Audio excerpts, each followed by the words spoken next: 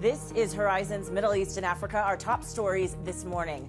Treasury yields fall along with the dollar as fresh data sustains expectations of a Fed cut next week. Secretary of State Antony Blinken says the U.S. will continue to urge Israel to spare humanitarian sites in the Gaza Strip. Plus, Boeing's largest union votes on a labor contract that could set the stage for a strike involving 33,000 workers. It is just gone 8 a.m. across the Emirates, 6 a.m. here in South Africa. I'm Jennifer Zabasaja in Johannesburg, filling in for Jumana Bersechi today. Thanks so much for joining us on this Friday. Let's take a look, first off, where markets are positioning ahead of the trading session in the U.S. and obviously in Europe as well. If we take a look at where S&P futures are right now, pointing ever so slightly towards a higher open, marginally higher right there in the green. They closed out on Thursday with a relatively calmer session on Thursday in the green. That was the fourth straight day of gains for the S&P. So right now, futures pointing higher. As we can see, also Euro Stock 50 futures, also pointing about 0.4% up.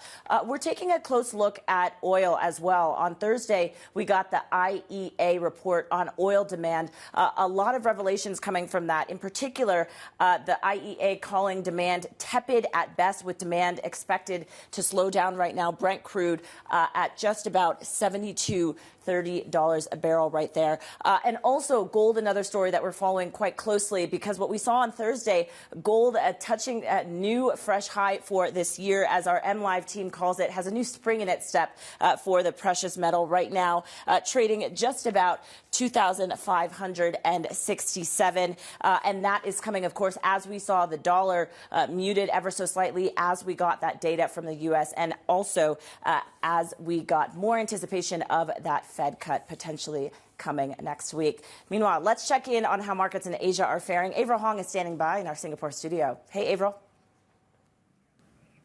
Yeah, hey, Jen. Let's take a look at how it's tracking across the region. Of course, this is a day where markets are really digesting what's to come from the Federal Reserve next week. And it looks like that anticipation of the Fed starting that rate cutting cycle is the major driver. And how it's played out on dollar yen is really interesting, as we see the Japanese currency climbing to the strongest level against the greenback since the start of the year. That's really hitting the auto, the tech stocks, these Japanese equities, and the Nikkei has reversed the gains of 3% just a day ago. A bit of an outlier in Chinese markets, but of course, on the mainland, the CSI 300 yesterday closed at its lowest level since early 2019. So a bit flat, but not that much of a read into it. It is squarely the focus we're getting on what the Fed is going to give us, along with the BOJ next week. Jen?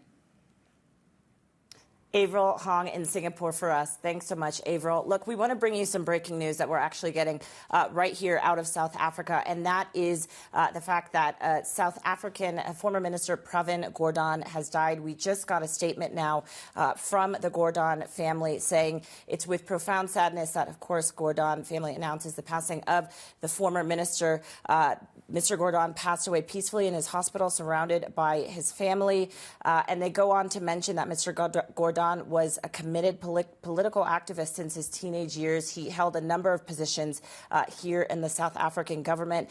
He elected to retire from active politics after this year's general election. We also had Minister Gordhan in the studio with us, speaking just ahead of the election. His last portfolio in the South African government was the Minister of Public Enterprises, which he held from 2018 to 2024. That coming after serving 2 terms as Minister of Finance from 2009 to 2014. And again, he returned to the position from 2015 to 2017. Mr. Gordhan, a long political activist here in South Africa. So tragic news coming from the family today, but wanting to make sure that we mark that as this news just came into our newsroom. All right. And now we're going to turn back to the markets and stick with some data that we got out of the U.S. yesterday. U.S. producer prices picked up only slightly in August after the previous month's numbers were revised lower. Let's bring in Katrina Ell. She is the Director of Economic Research at Moody's Analytics, who joins us now from Sydney. So, Katrina, we received a slew of data this week from the U.S. Not much of it really sort of dampened any expectations for a Fed cut next week. But I wonder, how did it potentially change what we expect we'll see from the Fed next week, in your mind?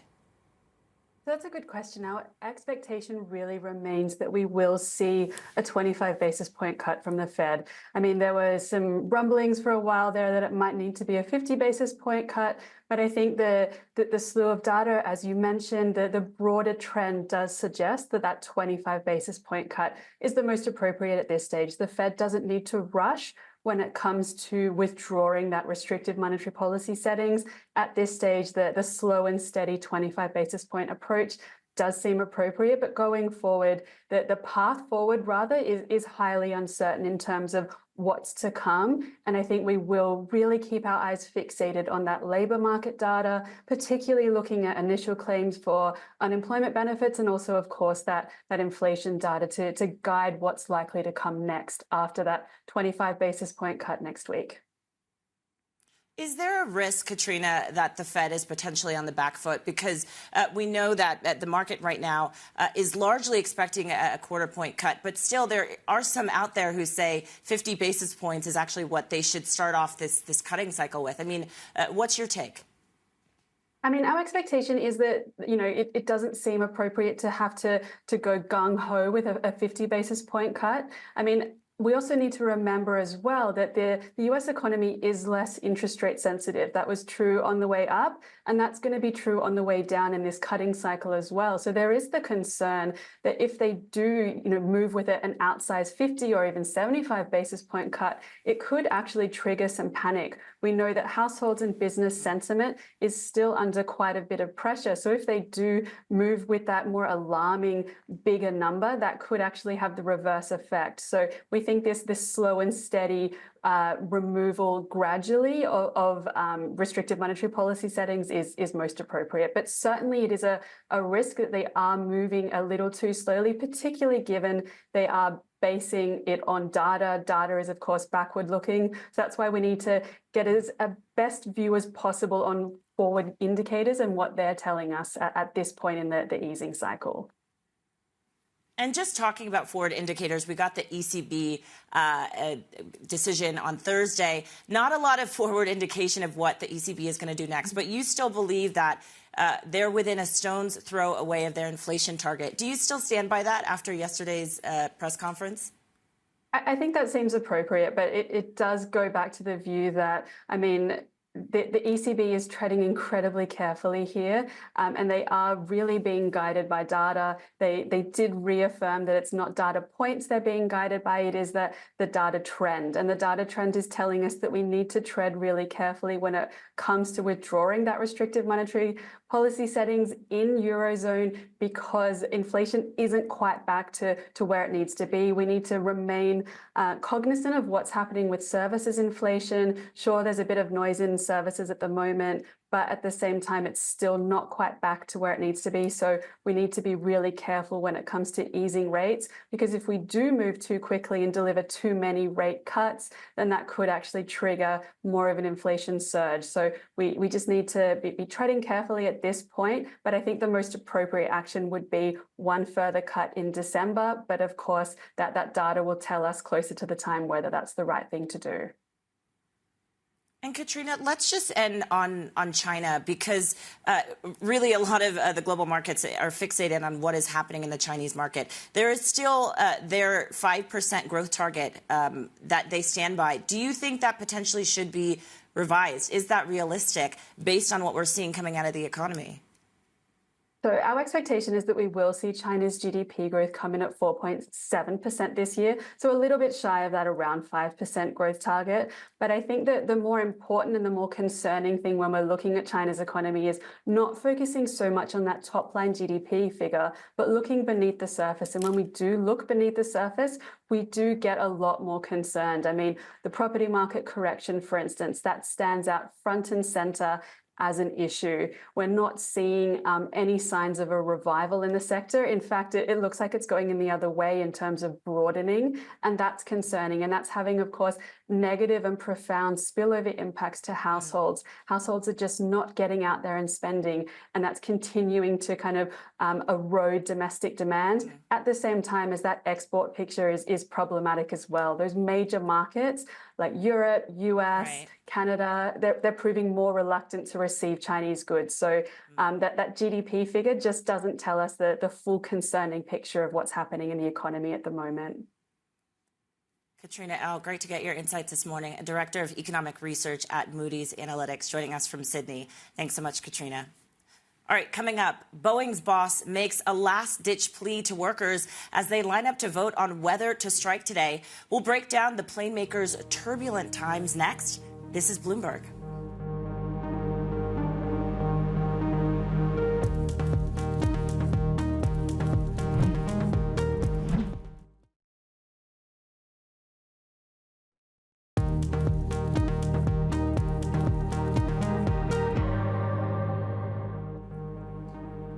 Welcome back to Horizons Middle East and Africa. I'm Jennifer Zabasaja in Johannesburg.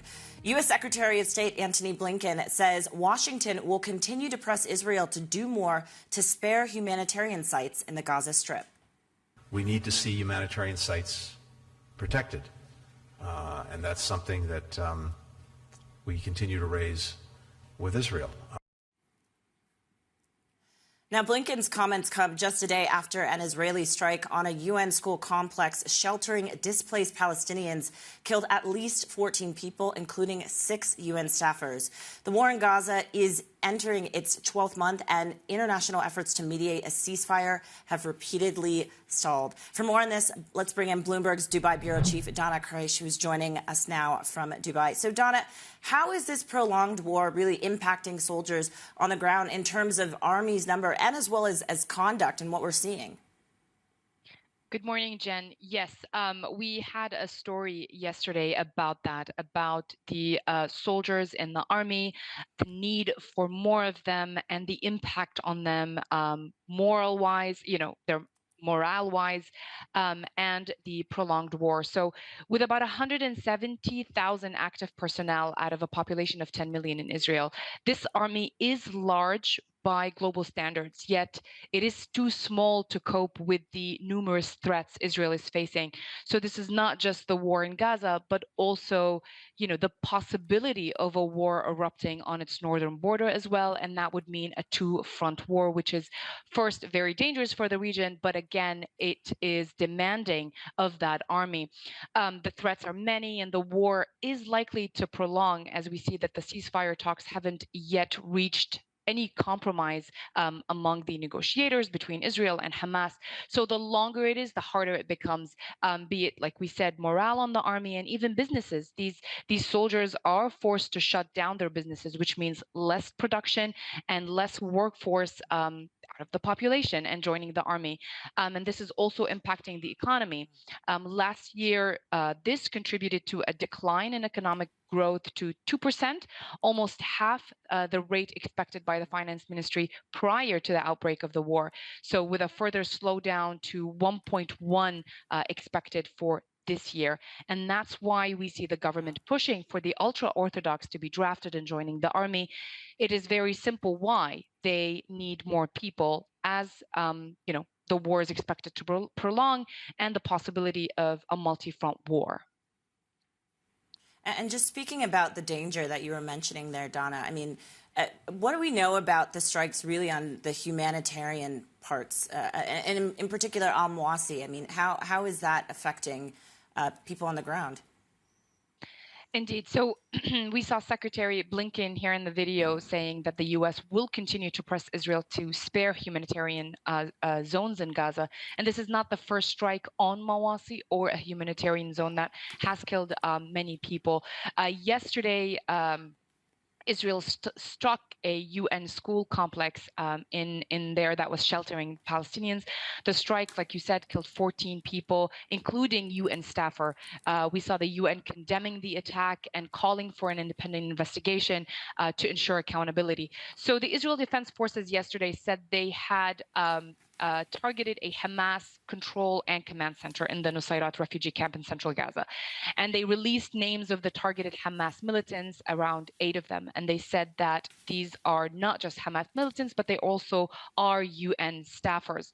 And they also said that Israel said that they had requested the UN to provide details of the names of these people in order to thoroughly review the claim. To date, Israel says the UN hasn't responded. But again, like we're saying, the longer this war continues, the prolonging of this war means more casualties, more of these strikes, and definitely a darker image for the entire region as well. Bloomberg's Dubai Bureau Chief Donna Kreisch with that report. Donna, thank you so much for joining us.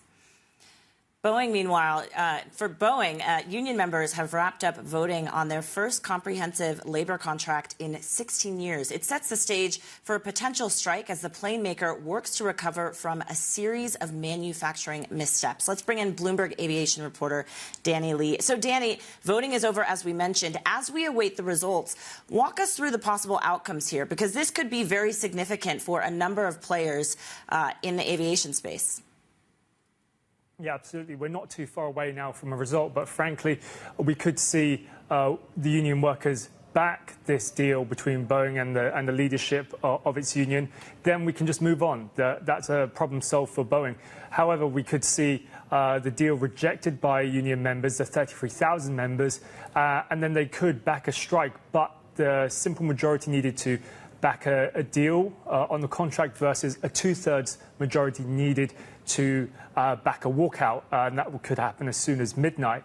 But then there is that third way. If the union members don't back the deal, but then they don't back a walkout, then the contract is automatically it comes into effect. So there are 3 different outcomes here, and we'll be watching very closely because this is critical for Boeing because of the implications it has on its jet manufacturing and the whole list of problems that the new CEO, Kelly Ottberg, faces. Yeah, let's dig into that, Danny. I mean, what does this mean for the new CEO, especially considering the various CEOs that we've seen for Boeing over the past few years? Yeah, for Kelly Ottberg here, this issue with the unions and the workers, this is the top priority to solve and figure out. But the sentiment coming into this critical vote is basically we feel that Boeing is not likely to win this vote, and the overwhelming majority of union workers are going to back a strike here. So where do we go from here? Basically, when you look at the results effectively, what will those numbers show? How much more money will Boeing then therefore have to offer? But then when you look at all the problems Boeing is having to contend with, other business units around space, and then you've got the issues around a federal investigation and the issues around trying to solve this manufacturing and quality issue, it does have a lot on its plate, and that's for the new CEO, Kelly Ottberg, to try and manage and figure out. All right. Aviation reporter Danny Lee. Danny, thanks so much for joining us and for that report. Coming up, we'll hear from the CEO of FirstRand, Africa's biggest lender by market value, on interest rates and risk appetite. That's next. This is Bloomberg.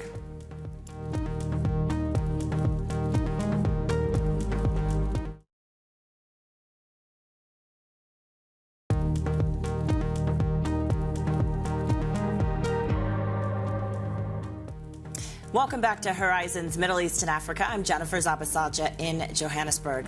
Let's turn to this part of the world. FirstRand Group is betting on rate cuts and economic reform to create growth opportunities in South Africa.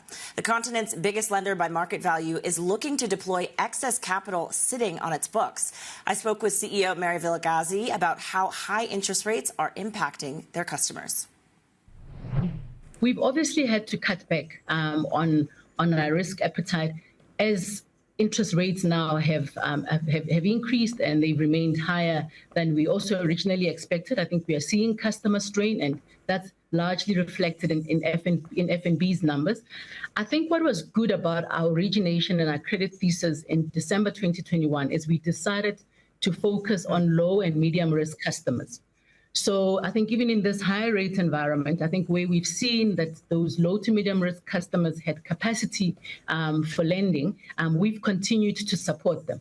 So I think when the system, I think when rates come down and inflation comes down, we think that will bring good and much needed relief to households. And I think for us, we don't see a very big change in terms of our own risk appetite, because I think we've continued to write to appetite, obviously subject to affordability of our customers. What does that mean then? Because we're going to see the SAR potentially we're seeing global central banks potentially getting into a rate cutting cycle. What does that mean then for your expectations for that? And are you not going to then recalibrate, considering we're coming off of potentially those higher interest rates? Yeah, so I think when we say we didn't actually cut back on appetite, we've really just focused on customers that can afford it. So we would have seen applications come in, the demand for credit remains high, particularly unsecured, but the constraint has been customer affordability. So Jennifer, I'd say to you that when customer affordability improves, when inflation comes down, when rates come down, hopefully our customers' balance sheets will be in a better health that we can support them. Yeah, but I mean, I think from an origination thesis point of view, we will still stick to low to medium risk customers. Okay, so hopefully a bigger cohort of them has got increased affordability. And then the ones obviously that we have in book can also just service the existing debt better. So yeah, so I think our approach is slightly different, because we didn't pull back because rates were high. We've remained available, but I think, the lower, so I mean, I think unsecured in our books in retail, went up around upper middle single digit. So we've really just remained consistent in our lending approach. And I think rates coming down will just certainly just be more supportive for households that have been under pressure. Mary Vilakazi, CEO of Africa's biggest lender by market value, speaking there to us yesterday. Now, for a look at some other stories we are following. Donald Trump has ruled out more debates with Democratic nominee Kamala Harris. He says their first debate was moderated with a bias against him. Harris's odds of winning the presidency have risen following the showdown, and she is calling for another face-off. Meanwhile, the DOJ says Russia, Iran, and China are increasing attempts to stoke divisions within the U.S. ahead of November's election.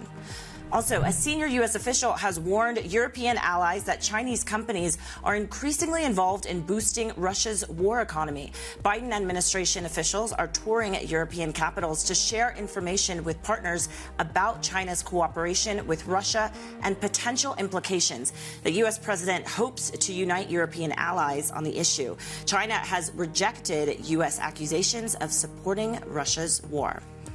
Coming up, as markets gear up for a Fed cut next week, we'll discuss the equity rally with Sebastian at Terebinth Capital. Stick with us. This is Bloomberg.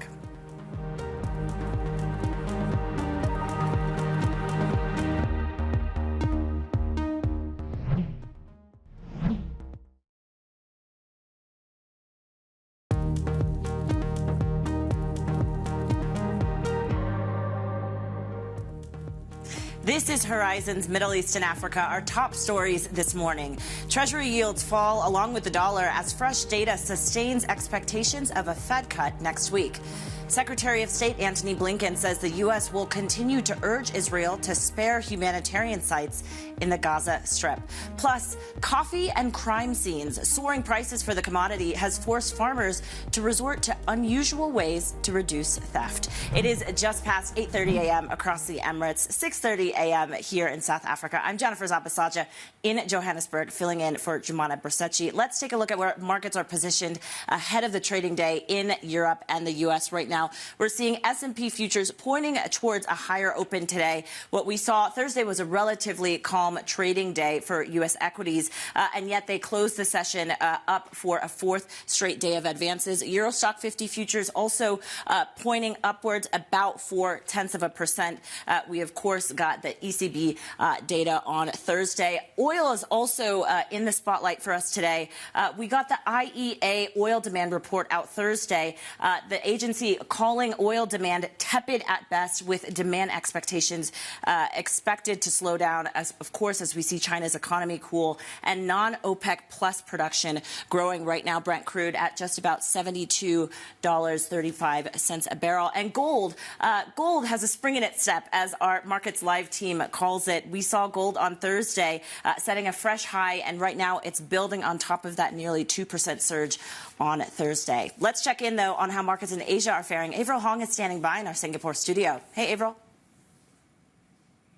Hey, Jen. We're seeing a mixed bag across the region today. Some gains on the Hang Seng, helped along by the Chinese tech names such as Meituan, the food delivery giant, which got a credit upgrade. Some of the other Chinese tech names are helping to lift the benchmark in the city. But you have the likes of the CSI 300 that's erased gains from early in the session. Even a reported mortgage rate cut is not helping to spur sentiment towards mainland stocks. Japanese equities really negative today. This is the uncomfortable backdrop, no thanks to the strength in the Japanese yen. Remember, a lot of these companies will have in Japan to kind of readjust their expectations, those earnings projections, given how strong the yen has come. And I wanted to reflect on what we've seen in the dollar-yen moves the past two sessions. This level you're seeing, strongest on the yen versus the greenback since the start of the year. And this is certainly something that has emerged as a dynamic for the Fed. The next move is going to be one of a cut. Well, the BOJ one is one of a hike. Eventually, you have the likes of these BOJ watchers polled by Bloomberg. Most of them see the Japanese central bank hiking rates by the end of January. So that's the dynamic at play and where you're seeing dollar-yen. Jumana. Jen. Thanks so much, Avril Hong in Singapore for us. We have a bit of breaking news. We've been following this story, of course, all morning. Boeing workers have decided to go on strike after rejecting a labor deal. We were talking about this earlier with our aviation reporter, Danny Lee, and this means that more than 33,000 union workers have rejected the deal that new CEO, Kelly Ortberg, and the IAM, the Machinists Workers Union, tried to agree on ahead of this deadline on September 12th. And clearly that means that the workers are demanding more. They potentially want to see new negotiations and new details included in their contract. And this strike was only going to happen if 2/3 of the workers voted in favor of a walkout. So clearly that is what has happened. The question, though, as Danny was mentioning, what could this potentially mean for Boeing and more broadly for their ability to bounce back after a lot of their woes that we've seen over the past few years? We'll continue to follow this story. Let's get back to the markets, though. Latest economic data in the U.S. has done little to alter bets on a series of Fed rate cuts. A rally that's already added over $1.3 trillion to the S&P 500 this week looks to be powering ahead. Every major group in the U.S. benchmark rose, with both mega and small caps outpacing the broader market. Let's bring in Sebastian, head of equities at Terebinth Capital, joining me here in studio now. Anne, thanks so much for joining us. So maybe we just start with the slew of data that we did get out of the U.S. and what that could potentially mean for global equities. We talked about what it's doing potentially for U.S. equities. What is your take then on this Friday ahead of the Fed decision next week? So the Fed should cut interest rates by 25 basis points. The recent inflation data does talk towards more inflation, surprising on the upside, specifically the rental component as well as the airline fares.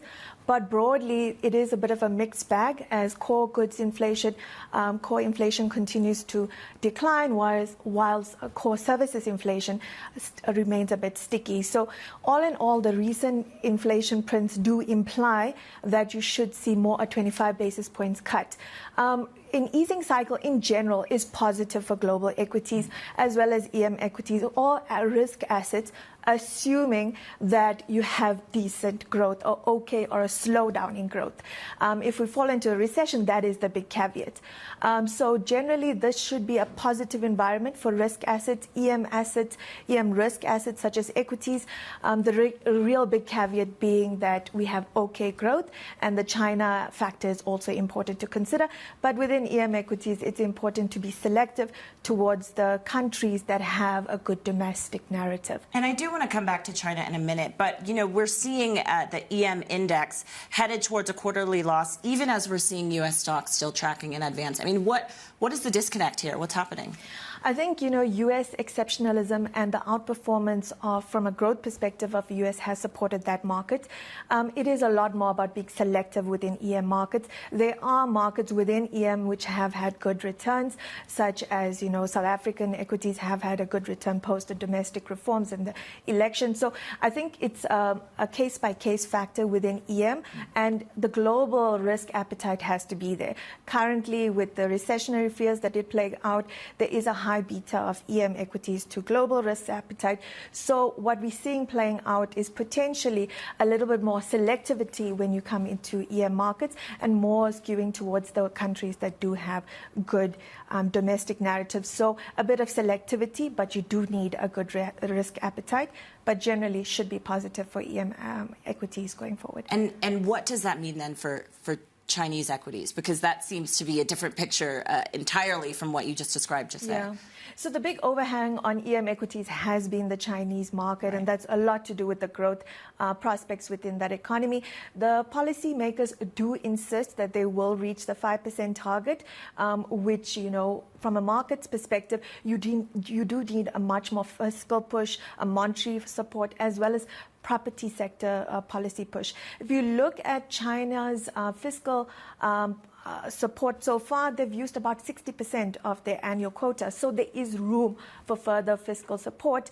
But I think they're potentially waiting out to see how the unknowns or the risk factors such as the U.S. election plays out before they give that engine. But it is always beneficial for EM equities if China is also having strong returns. It's a bit of a mixed bag where certain components such as the property market is weak. However, manufacturing still remains resilient, infrastructure to some extent, as well as the export still remains solid. But it's really that fiscal push, that monetary, as well as support for the property sector, which continues to struggle, that really the market is looking for the market to have that 5% GDP growth. So then are you bullish then on Chinese equities? You believe that they will see more strength? Because we are seeing the government try to insert at least some aid in there, but it doesn't seem like investors are fully convinced. Yeah, I think investors aren't convinced as yet. We do need to see that policy push, a much more solid policy from China. The reality is Chinese equities have been weak. It's a lot been more about selectivity. There are some sectors within China that have been fairly resilient, but I think in the EM cluster as a whole, there's been other countries with better domestic narratives. If you look at the year, the Indian equities have done better. So there's been a bit of reshuffling as well as some pain trades. But broadly, unless we see that fiscal push and then meeting of the 5% target that policymakers insist that they will meet, the next leg up does look a bit uncertain from a Chinese equities perspective. And let's just finish on South Africa since we are here, and we will get a SARB decision next week, in addition to a number of other central bank decisions. Since the election earlier this year, stocks, it seems like investors are seeing green shoots in this economy. What potentially would derail that, though? The potential derailment is really the coordination risk in the GNU. So this post-election GNU, there is still a bit of uncertainty how the coordination risk will prevail, as well as the overall, sentiment towards EM markets. What we're seeing is with companies releasing their earnings, there are stellar results. The environment towards investing in South African equities have improved, and that's why it's been such a stellar performer in the EM cluster today. date. The real challenge is that foreign investors haven't come to such a large extent as we hoped post the GNU, because they were a bit burnt by the Ramaphoria of the past. So we think, the risk factors is really that this GNU, the coordination of that risk factor doesn't play out as positive, and then the overall risk appetite towards EM assets. Yeah, still sitting on the sidelines a little bit, waiting for how things will play out. Anne Sebastian, head of equities at Terebinth Capital, joining us here in studio. Anne, thank you so much for your time. All right, let's return to our breaking news out of Boeing that we've got just moments ago, with workers voting to strike. Let's bring in Bloomberg's aviation reporter, Danny Lee, who's been following this story. So, Danny, just walk us through the latest with this headline.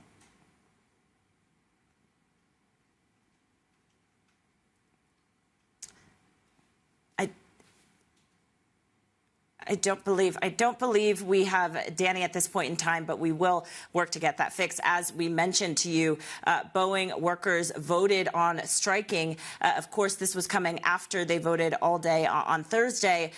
Their decision right now coming, and we are seeing pictures out of Seattle as we await more on what exactly this means now for Boeing and for the workers more broadly. All right, coming up, coffee is becoming so expensive that crops are being stolen and farms are becoming crime scenes. More on that next. This is Bloomberg.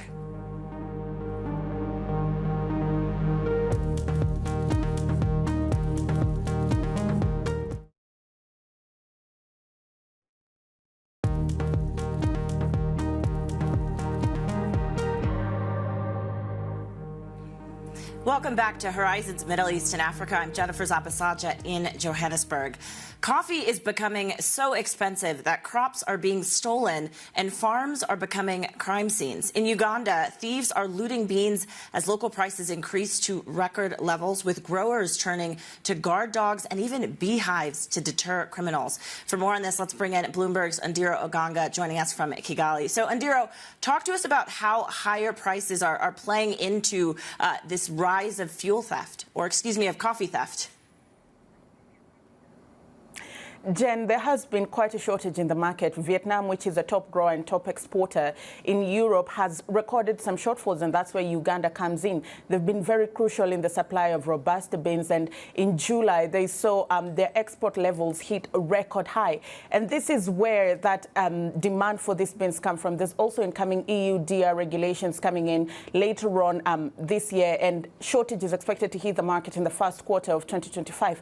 And so this is some of the driving factors. Prices are really going high. If you take a look at Robusta beans, they've hit record high prices since the 1970s. And if we zoom in on Uganda, which you mentioned, farm gate prices of these beans have increased by 65% to $1.89 per kilogram. And that there is the incentive. Now farmers are seeing thieves break into their farms, steal their cherries, robbing them of this income because this is their livelihood, but also denying government export revenue in the long run. So then how are farmers dealing with this? They've had to become very vigilant, Jen. Some of them are keeping night vigil, watching over their farms all night. Those who have big tracts of land have to take it a step further. One farmer was telling Bloomberg that he had to hire at least 10 security guards to guard his farm because he has 16 hectares of land where he's planted his coffee trees. Other interventions that have been proposed by the association include, community policing amongst the farmers, helping each other. They've also advised them to use dogs, but most importantly, to use bees. Many of them use bees for cross-pollination, and they're now being advised to take advantage of them and use them to scare off invaders that might intrude their farms. And this is also like a big problem for them in the long run, because government is trying to increase the number of bags that they'll be exporting to about 20 million in 2030 from the current 7 million. And if this crime continues, it might demoralize farmers if government does not intervene. Yeah, and government certainly does not want that. Ndiro Oganga joining us from Kigali. Ndiro, thanks so much. And for more stories like this from the continent, be sure to subscribe to the Next Africa newsletter on the terminal and on our website. Also, our podcast available on Apple, Spotify, and wherever you usually get your podcasts. Now for a look at some of the other stories we're following this morning. An International Monetary Fund team is visiting Kenya to review the country's $3.6 billion funding program. The assessment was delayed after deadly protests over planned taxes left over 60 people dead. Kenya is hoping this latest review unlocks another $600 million in funding, despite a widening budget deficit. In Nigeria, the Naira gained the most in almost 2 months after the success of the country's domestic dollar bond sale. The government says it raised $900 million, almost double the targeted amount. The currency has lost about 70% of its value since last year. And the Africa Centers for Disease Control and Prevention is seeing cases of Mpox infection in pregnant women being passed on to unborn babies in Central Africa. The health agency says scientists are working to understand the complex infection patterns. In the Congo, over 20,000 Mpox cases have been identified this year, with young children accounting for 38% of all infections. Now coming up, China is said to be poised to cut interest rates on more than $5 trillion of outstanding mortgages as early as this month. Details on that next. This is Bloomberg.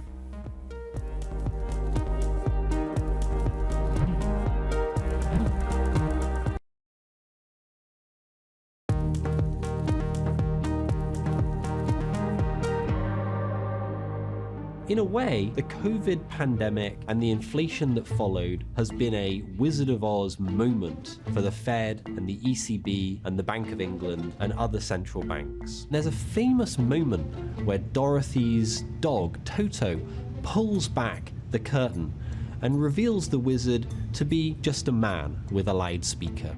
The lockdowns of the pandemic caused severe supply shocks as factories shuttered around the world. Meanwhile, government stimulus meant to keep the economy afloat drove a surge in inflation. We thought they were maestros, all-powerful geniuses. Central bankers were slow to recognize that inflation was taking off, and after it did take off, they didn't have the tools to bring it quickly under control. When they decide they had to make this course correction by raising rates rapidly, they did go for it. Powell was very clear that they will do whatever it takes to bring price stability back. I think right now, many people thought that the Fed has redeemed themselves. But at the same time, the world has changed.